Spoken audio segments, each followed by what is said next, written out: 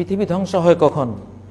যখন সৃষ্টি স্রষ্টার নিয়ম থেকে বেরিয়ে যায়, তখন পৃথিবী ধ্বংস হয়। আর এই কাজটা কখন হয়? সৃষ্টি স্রষ্টার নিয়ম থেকে বেরিয়ে যায় কখন? যখন সৃষ্টিরা স্রষ্টার নিয়ম সম্পর্কে অজ্ঞ থাকে। মূল কারণ হলো আমাদের অজ্ঞতা। বিদ্যালয়ে বিদ্যার চর্চা হয় না, জাহালাতের চর্চা। বিদ্যালয়ে মূর্খতার চর্চা, বিদ্যালয়ে নির্বোধ হওয়ার চর্চা, বুদ্ধিহীনতার চর্চা হচ্ছে।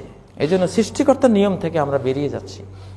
মুসল্লিয়ানে কেরাম, আল্লাহ তাআলা মুসলিম জাতিকে একটা দায়িত্ব দিয়েছেন। কুনতুম খায়রা উম্মাতিন উখরিজাত লিন-নাস, তোমরা হলে সর্বশ্রেষ্ঠ জাতি। খায়রা উম্মাত, তোমাদের মধ্যে খাইর আছে, কল্যাণ আছে, কল্যাণে ভরা, জ্ঞানে ভরা, পৃথিবীকে দেয়ার উপায় উপকরণে তোমরা ভরা একটা জাতি। উখরিজাত লিন-নাস, তোমাকে মানব জাতির জন্য বের করে আনা হয়েছে, ঘরে থাকার জন্য না, আত্মকেন্দ্রিক হয়ে থাকার জন্য না, শুধু নিজের ভালো চিন্তা করার জন্য নয়, গোটা মানব জাতির ভালো চিন্তা করার জন্য তোমাকে বের করা হয়েছে। এ দায়িত্ব আমাদের সবার। উখরিজাত লিন-নাস।